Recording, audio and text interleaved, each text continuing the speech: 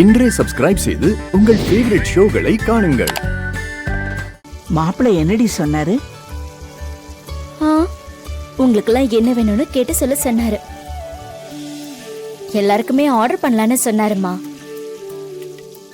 என்னம்மா இங்க பாரு, கிச்சன்ல தான் எல்லா பொருளும் இருக்குல்ல, எதுக்கு ஆர்டர்லாம் போட்டுக்கிட்டு? தேவையா? நாமளே சமைச்சுக்கலாம், விடு.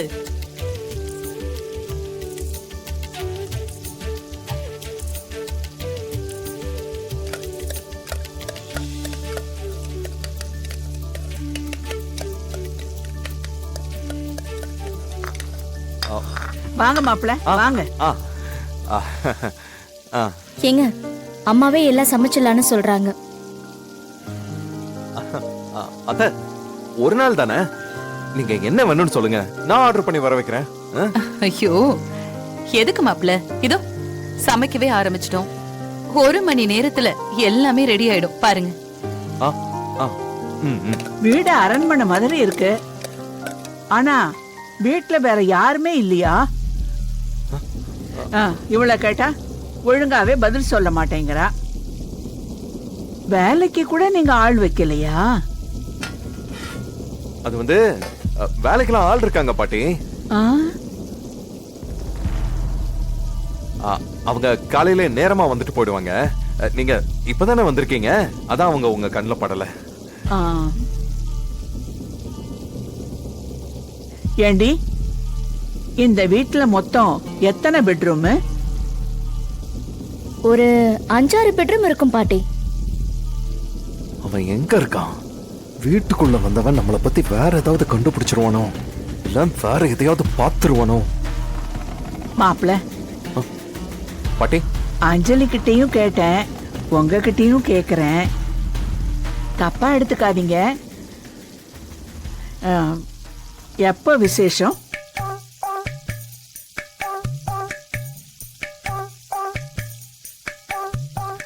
அத்தை, என்ன அத்தை நீங்க? இதெல்லாம் சாதாரணமா பெரியவங்க கேக்குறதா லட்சுமி. நீ பேசாம இரு.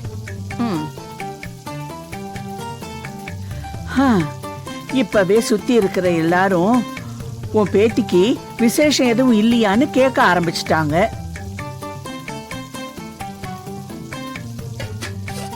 அடுத்த தலைமுறைய பார்க்கணும்னு எனக்கும் ஆசையா இருக்கும்ல. ஐயோ மாப்பிள்ள, சீக்கிரமா ஒரு நல்ல செய்தியா சொல்லுங்க மாப்பிள்ள.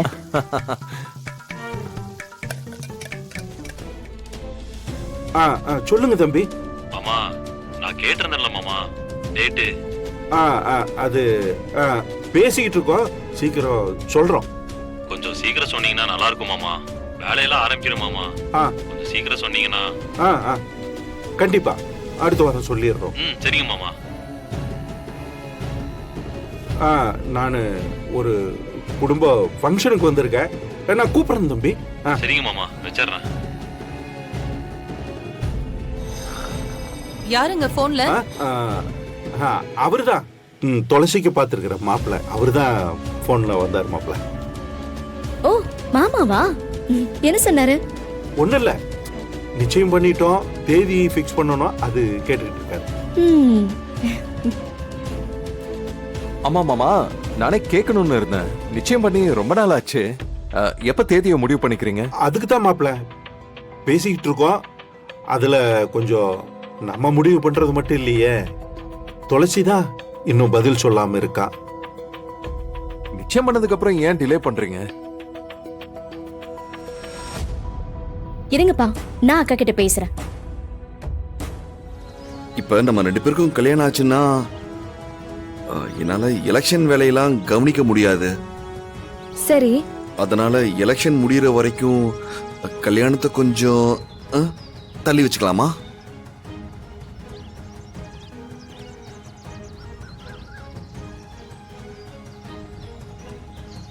ப்ளீஸ் திவ்யா.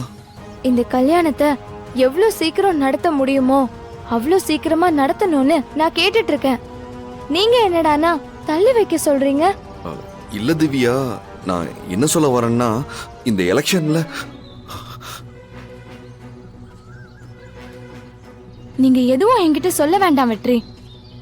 நம்ம கல்யாணம் சீக்கிரம் நடக்கணும். உங்களை பிரிஞ்சு என்னால இருக்கவே முடியல. நான் எவ்வளவு கஷ்டப்படுறேன் தெரியுமா?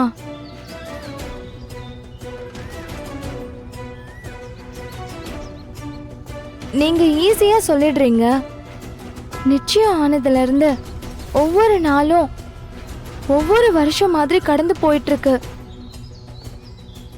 ப்ளீஸ் வெற்றி, இனிமே இப்படிலாம் சொல்லாதீங்க. எனக்கு தெரியும் நீங்க இப்படியெல்லாம் சொன்னா நான் எப்படி ரியாக்ட் பண்றேன்னு நீங்க செக் பண்றீங்க. பிராங்க் தானே பண்றீங்க. இந்த முகூர்த்தம் நல்ல முகூர்த்தமா இருக்கு. இல்லனா இதுக்கு முன்னாடி கூட கல்யாணத்தை முடிச்சிருக்கலாம். இதுவே ஆனா ரொம்ப லேட்டு தான். திவ்யா, அம்மா கூப்பிடுறாங்க, வாங்க போய் சாப்பிடலாம். சரி நீ போ. அக்கா, நிச்சயம் பண்ணதுக்கு அப்புறம் ஏன் லேட் பண்ணணும்? வேற ஏதாவது பிரச்சனையா இருக்கும்னு சுத்தி இருக்கிறவங்க எல்லாம் தப்பா பேச மாட்டாங்களா? இல்ல அஞ்சலி, 2 மாசம் கழிச்சு பண்ணிக்கலான்னு இருக்கேன். ஏன் 2 மாசம்? என்ன பிரச்சனை? நிச்சயம் பண்ணப்போ நீ எதுவுமே சொல்லலையே. இல்ல அஞ்சலி, அது நான் வேலைக்கு சேர்ந்த 2 மாசம் தான் ஆகுதுல்ல. இப்ப திடீர்னு கல்யாணத்துக்கு லீவ் கேட்டா கொடுக்க மாட்டாங்க. அக்கா, இதெல்லாம் ஒரு காரணமா? ஏன் இந்த வேலை இல்லைன்னா வேற வேலை கிடைக்காதா என்ன? உனக்கு தான் தெரியும்ல அஞ்சலி, இந்த வேலை கிடைக்கிறதுக்கே நான் எவ்வளவு போராடினேன்னு. இங்க நல்ல சம்பளம் இருக்கு, தியாக்கான ஹாஸ்பிட்டல் செலவு, இப்ப வரப்போற ஸ்கூல் ஃபீஸ், இந்த எல்லா செலவுக்கும் இந்த வேலையை நம்பிதான் நான் இருக்கேன். இந்த வேலை எனக்கு ரொம்ப முக்கியம் அஞ்சலி. அதனாலதான் நான் தள்ளி போடுறேன். அக்கா, நம்ம வாழறதுக்காக தான் சம்பாதிக்கிறோம், சம்பாதிக்கிறதுக்காக வாழக்கூடாது. இங்க பாருக்கா, நீ அப்பா மாதிரி வேலை வேலைன்னு இருக்காத. சீக்கிரமா கல்யாணம் பண்ணிக்கோ. நீங்க எல்லாம் எம்எல்ஏ என்ன பண்ண போறீங்க? ஏய், என்ன பின்ன என்ன தலைவா, நீ பண்றதெல்லாம் கொஞ்சமா நியாயமா இருக்கா? வீட்டுல உனக்கு கல்யாணம் பண்றதுக்காக அடுத்த பிளான் போட்டுட்டே இருக்காங்க, நீ எதுவுமே பண்ண மாட்டியே. டேய், என்னடா என்ன போய் சந்தேகப்படுறீங்க? நான் என் லவ்வுக்கு துரோகம் பண்ணுவேனா? அப்புறம் நீங்க என்ன பண்ண போறீங்க? இன்னும் நீங்க அண்ணி கிட்ட லவ் சொல்லல, இத பத்தி நீங்க வீட்லயும் பேசல. டேய், எனக்கும் துளசிக்கும் கல்யாணமே ஆயிடுச்சுடா.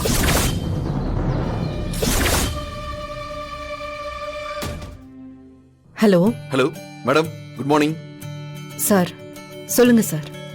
மேடம் எப்படி இருக்கீங்க? இருக்கேன் சார். மேடம், நாளைக்கு நம்ம மீட் பண்ணலாமா? என்ன சொன்னீங்க சார்?